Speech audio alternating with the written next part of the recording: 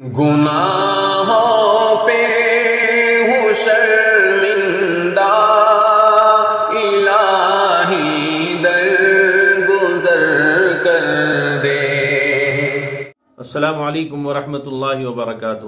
روزانہ کی طرح آج آپ کے سامنے پھر ایک نئے سبق کے ساتھ 5 منٹ کا مدرسہ قرآن اور حدیث کی روشنی میں سبق نمبر 17 یعنی 17 محرم الحرام۔ سب سے پہلے آپ تمام احباب سے گزارش ہے کہ اگر ویڈیو اچھی لگے تو اس کو لائک بھی کریں اور دوسروں تک بھی پہنچانے میں ہماری مدد کریں۔ سب سے پہلے درود شریف، اللہم صلی علی محمد وعلی آل محمد کما صلیت علی ابراہیم وعلی آل ابراہیم انک حمید مجید، اللہم بارک علی محمد وعلی آل محمد کما بارکت علی ابراہیم وعلی آل ابراہیم انک حمید مجید۔ نمبر 1، اسلامی تاریخ۔ حضرت صالح علیہ السلام کی دعوت اور قوم کا حال۔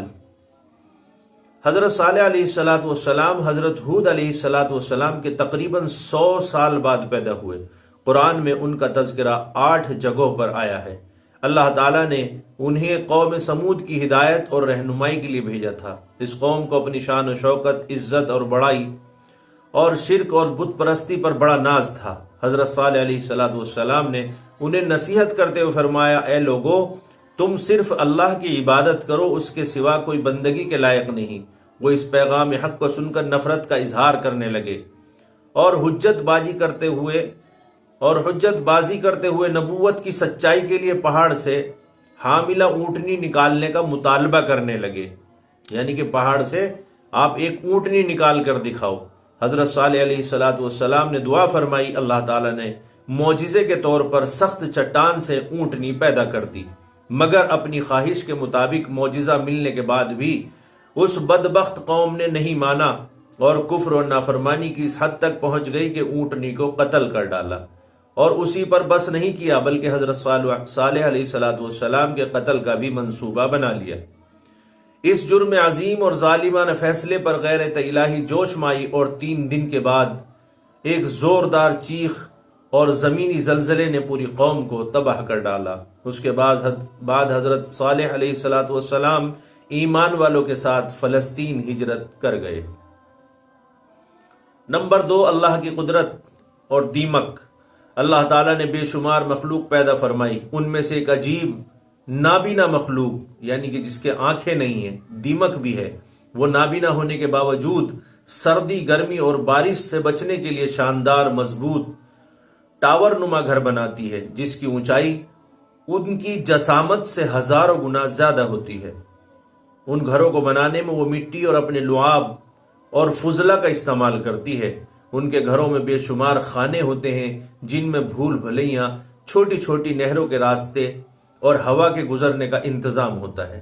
آخر بینائی سے محروم دیمک کو ٹاور نما شاندار گھر بنانے کی صلاحیت کس نے عطا فرمائی؟ یقیناً یہ اللہ ہی کی کاریگری اور قدرت کا نمونہ ہے۔ نمبر 3، ایک فرض کے بارے میں، دینی علم حاصل کرنا۔ رسول اللہ صلی اللہ علیہ وسلم نے فرمایا، دینی علم حاصل کرنا ہر مسلمان پر فرض ہے۔ یہ حدیث ابن ماجہ جس کا نمبر 224 اور اس کے راوی حضرت انس بن مالک رضی اللہ عنہ ہے۔ فائدہ، ہر مسلمان پر علم دین کا اتنا حاصل کرنا فرض ہے کہ جس سے حلال اور حرام میں تمیز کر لے اور دین کی صحیح سمجھ بوجھ، عبادات وغیرہ کے طریقے اور صحیح مسائل کی معلومات ہو جائے۔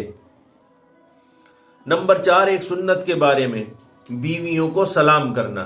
حضرت ام سلمہ رضی اللہ تعالی عنہا بیان کرتی ہیں کہ آپ صلی اللہ علیہ وسلم روزانہ صبح کے وقت بیویوں کے پاس تشریف لے جایا کرتے تھے اور ان کو خود سلام کیا کرتے تھے۔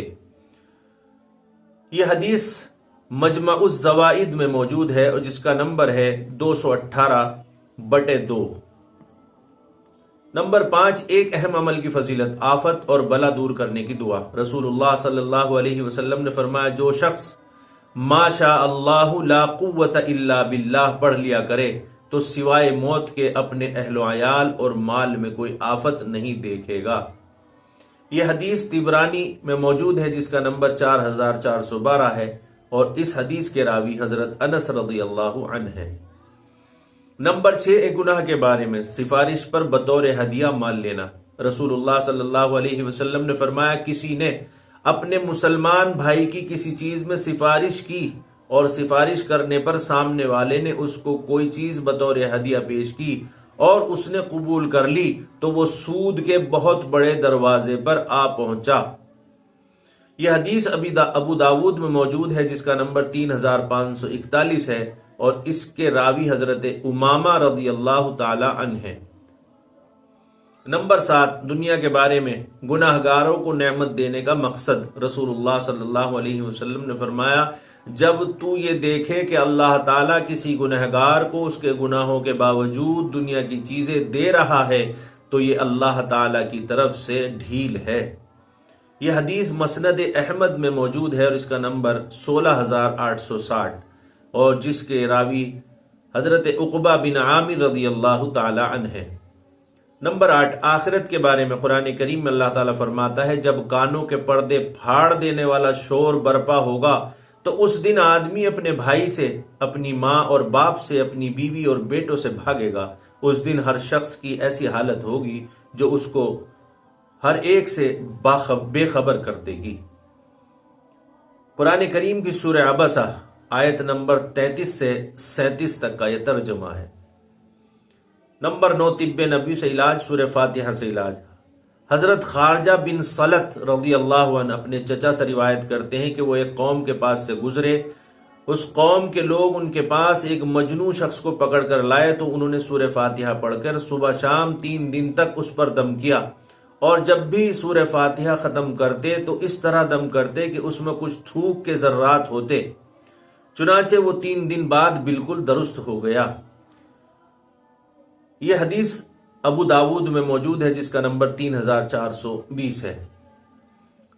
نمبر 10، قرآن کی نصیحت۔ قرآن میں اللہ تعالیٰ فرماتا ہے، اے ایمان والو، تم اللہ اور اس کے رسول کی اطاعت کرو اور شریعت کے مطابق فیصلہ کرنے والے حاکموں کی بھی اطاعت کرو۔ قرآن کریم کی سورہ نساء آیت نمبر 59 کا یہ ترجمہ ہے۔